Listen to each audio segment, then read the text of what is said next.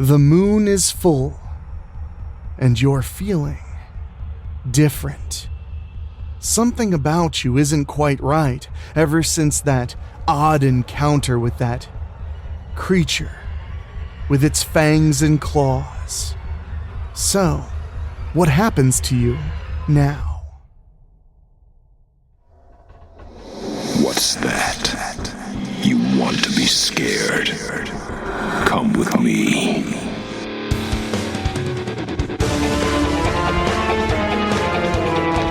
You will experience tales of horror, ghosts, and death. It is not recommended for the weak at heart. Listen in the dark. It's more fun that way. This is Weekly Spooky.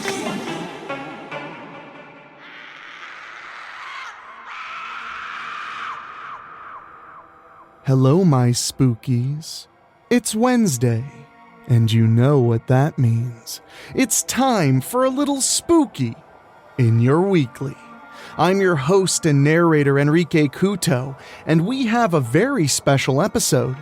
I wanted to do something extra for the 199th episode of our program, so we have a story submitted by one of you.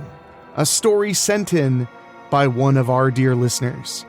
And over the course of the last 199 episodes, this has only happened maybe 5 times. And I love when it does. So if you have a story you want to share, as long as it has a minimum length of 2,000 words, send it to weeklyspooky@gmail.com. But before we get to all the hair-raising fun of tonight's story, I want to say thank you so much for listening, and I want to remind you that next week is the 200th episode of our program. And to celebrate it, I've written a very special episode all by myself. But I'm not accomplishing it all by myself. Oh no, many wonderful Weekly Spooky alumni are going to join me to perform our first ever Weekly Spooky audio drama of sorts. So, don't miss next week on Wednesday when we do the 200th episode. And if you'd like to see us make it to another 200 episodes, why not go to weeklyspooky.com, click on Patreon, and back us for as little as $1 a month to get bonus episodes and a sneak peek behind how we make the show happen. Or, if you don't want to spend any money right now, that's no problem. Go to Apple Podcasts or Spotify and leave us 5 stars. Help us bring in more people and spread the spooky. But now, my friends, the moon is full, right after these words.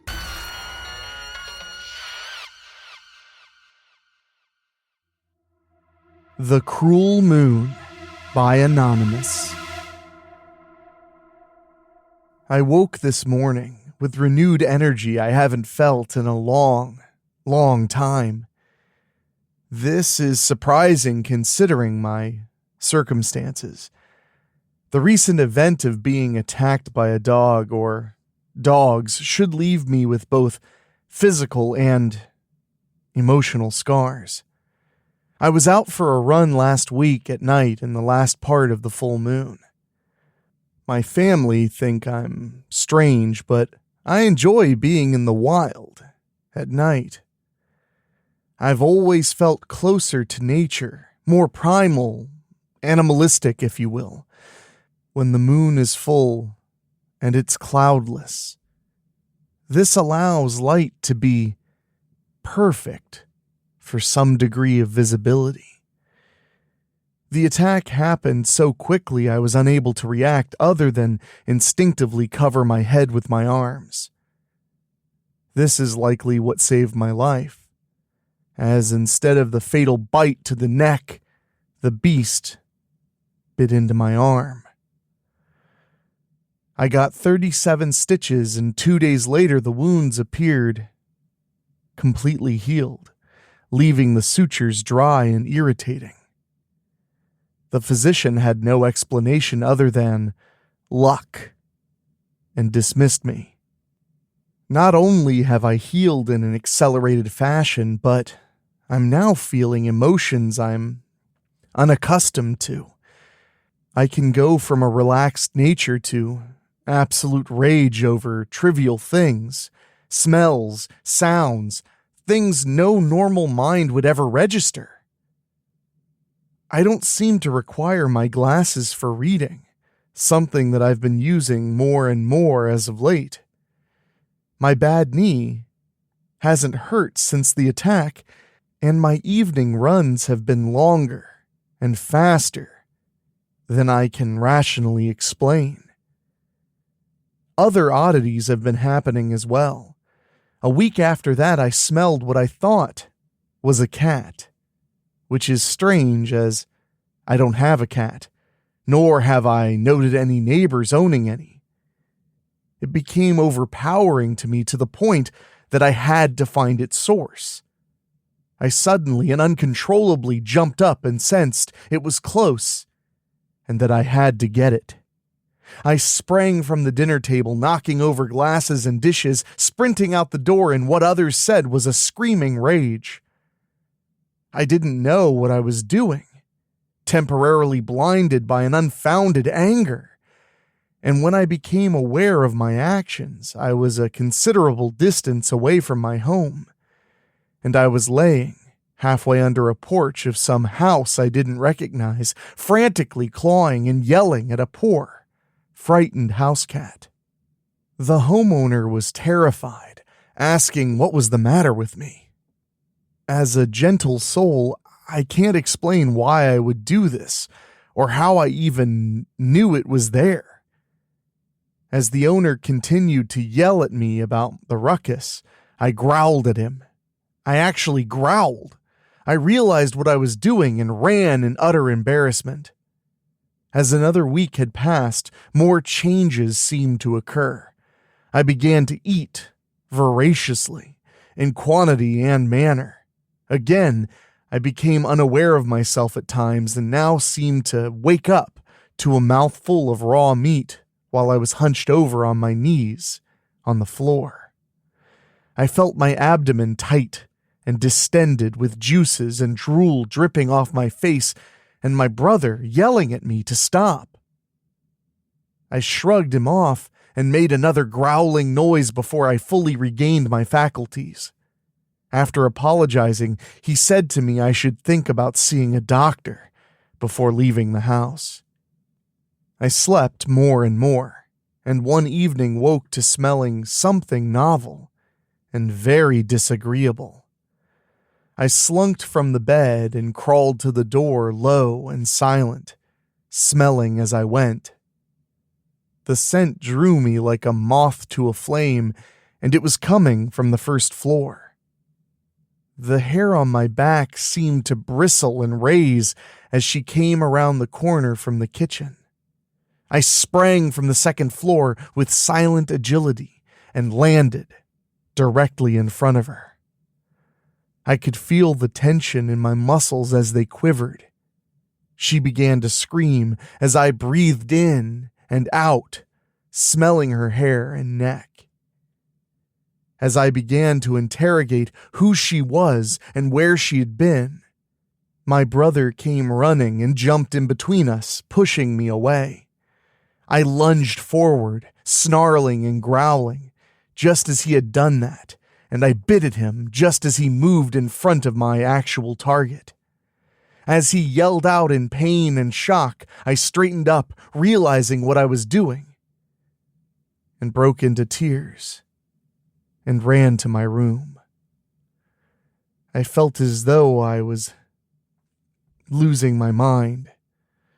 Sometime later, I woke to footsteps approaching the room. As I sat up in bed, my brother entered and sat next to me. He looked at me with some surprise, asking, "Why are you letting your appearance slack? You should clean yourself up, shave, and take a bath. You smell like an animal. And you will never act that way to my wife, or in this house again." We discussed my bizarre actions at length, and I have no excuse. I can't explain why I would act this way. While I begged forgiveness, I simultaneously wondered how I would control something I didn't know I was doing or even capable of. I don't know what's happening to me.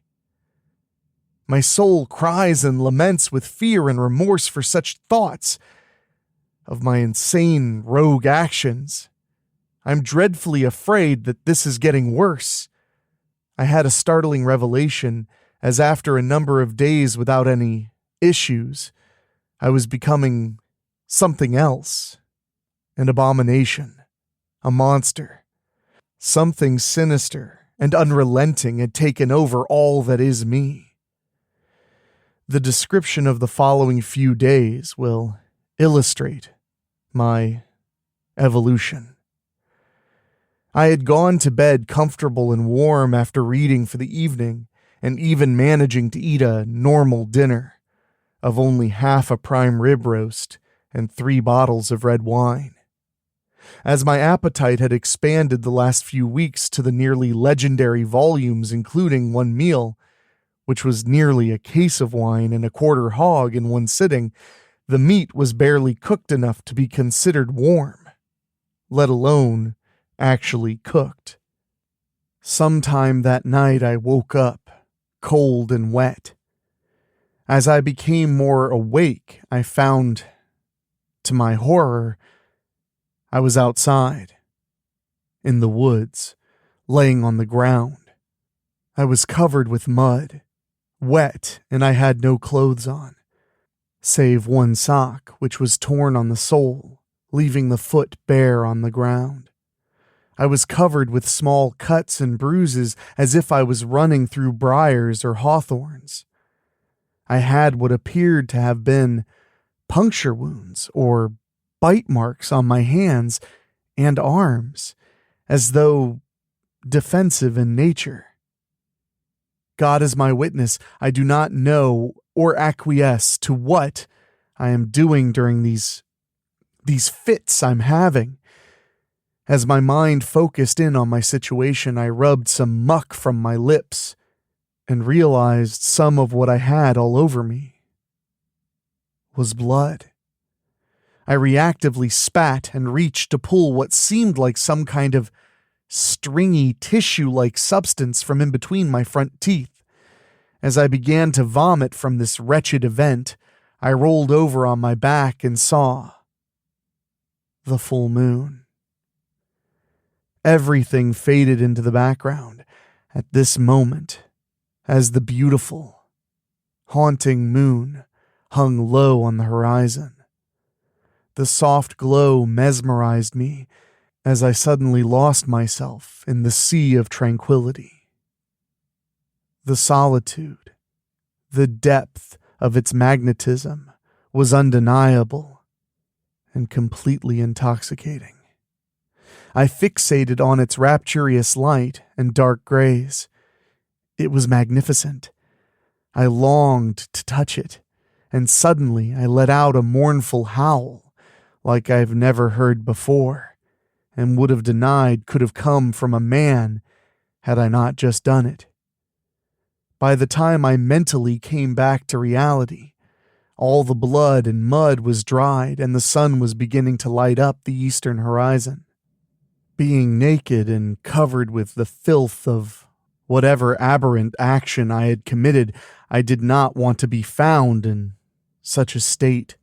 I jumped up and sprinted along until I viewed some familiar landmarks and was fortunately able to get back to my house, unseen.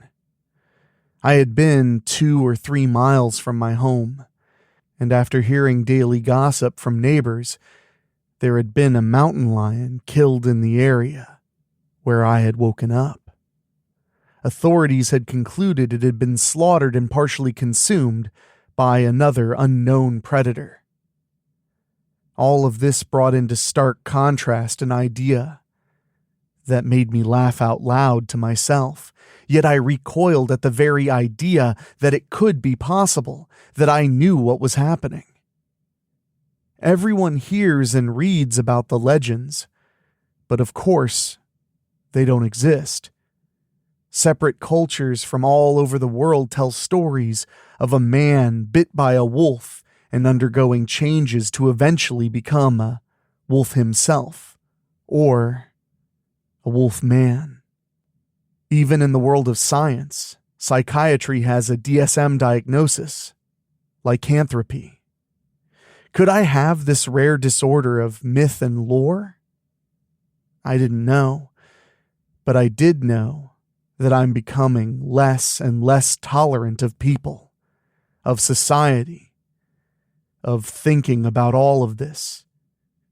Even this place, my longtime home, seemed to change from a place of refuge to confining, restrictive, and oppressive. I longed to be free, in the open forest, running, breathing, and inhaling all there is to be had, to smell the dirt, and more than anything, the exhilaration of the hunt. The following week brought about new changes, which were rather unpleasant for me. As I lay in bed one night, I suddenly and inexplicably became frantic about the enclosure of the room around me. I could hear my pulse quicken, feel my breath speed up. The physical changes began. It came on slowly at first, but started to accelerate to a point beyond comparison. I felt the tips of my fingers begin to feel hot and drew to a sharp piercing as though I was being stabbed in the tips of every individual digit. This grew with every breath as my hands felt as though they were also extending and somehow becoming longer and narrower. My bones were cracking and splitting. The pain was unbearable, and just as I thought I may lose consciousness, my skin began to tear. The agony was indescribable. Blood and fluid was dripping from the emerging wounds. I tried to lick and writhe to escape the pain. I bit and tore at strips and chunks of flesh in some vain attempt to lessen my agony. Before I realized the depth of my newfound purgatory, my feet, knees, and hips had also metamorphosized. My spine and rib cage had changed as well. My organs felt as if they were swelling and retracting. Just as I thought the sweet relief of death had to be near, my skull began to elongate. The skin thickened, and my nose became suddenly sick with the fetid smells coming from my own changing flesh. I was nearly insane with a pain not known by Prometheus. My teeth began cracking and falling from their sockets, seemingly pushed from the roots by new, sharp replacements. I was choked by the blood from my tongue as the new teeth were cutting while emerging, as I attempted to draw breath in between screaming and vomiting from the seemingly endless horror. At some point, I lost consciousness. I woke as the bright, hot afternoon sun was roasting me. I tried to open my eyes, but they were crusted shut. One nostril was plugged with some obscene material and also partially dried across my mouth. I became aware of a stream next to me, and I rolled close to it and frantically scrubbed my face. I searched around me to ensure I was alone, again without clothing, covered in vulgarity and filth from the previous night's unknown events. It's now been 8 months since that terrible attack. Every month, as the moon shines in its waxing gibbous, I know what's approaching in the next few days. I know that the pain will drive me mad, and I will do terrible things that my brain, fortunately, doesn't recall. I only know because of my state upon awakening, which reveals the grim results, and of course hearing the awful fate of local livestock, or unlucky hooligans caught nocturnally carousing.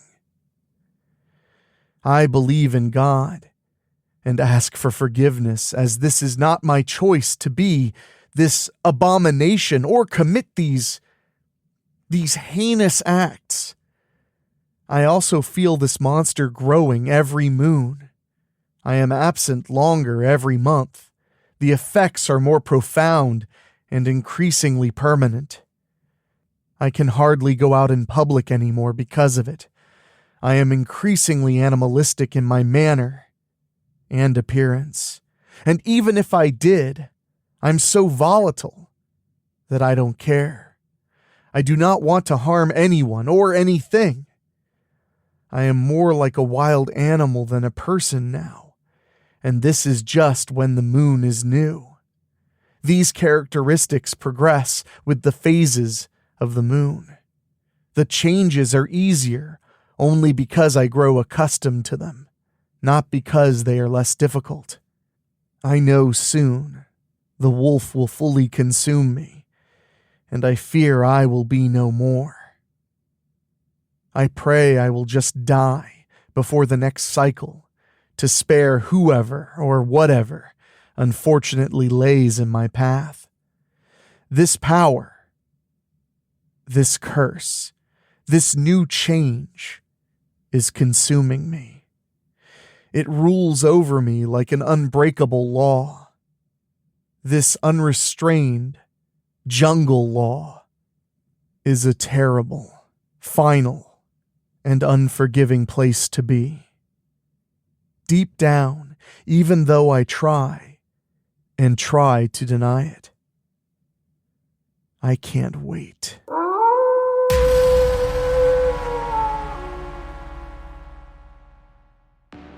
If that wasn't a perfect slice of terror, I don't know what is. A big thank you to our anonymous contributor. I loved the story, and I think many, many others do too. So, don't be a stranger. Use that email address weeklyspooky@gmail.com and send us another story. We can't wait to air it. Now, before I get out of here, because I am working on that big 200th episode, and I really can't wait to release it to you, I just want to say thank you again for supporting us. 90 of you over on Patreon and thousands of you listening on the podcast feed really do make a difference, and you've made a huge difference in my life. Don't worry, I'm going to get a lot more mushy on the 200th episode, so look forward to that next week. But now it's about time for me to get out of here, but not before I thank our Patreon podcast boosters, folks who pay a little bit more to hear their names at the end of every show. And they are Bobbletopia.com, Megan Hua, Julia Kirsch, Brent McCullough, Steve King, Karen Wiemet, Jack Kerr, and Craig Cohen. If you want to hear your name on every episode and know that you're guaranteeing the spooky comes every single week, just go to weeklyspooky.com, click on Patreon, and if you select the tier of $15 or higher, well, I'll be saying your name every single week. And hopefully, I might even pronounce it right. But now, my friends, it's time to get back to work. I hope you're all having a wonderful week. I hope you're staying cool if you're somewhere where it's hot like I am here in Ohio. And I cannot wait to talk to you next time. But until then, for myself, for my producer Dan Wilder, for my executive producer Rob Fields, and my composer Ray Mattis, I will talk at you next time. Adios. Thank you for listening. Make sure to find your way back next week. But for now, you are safe. Trust me.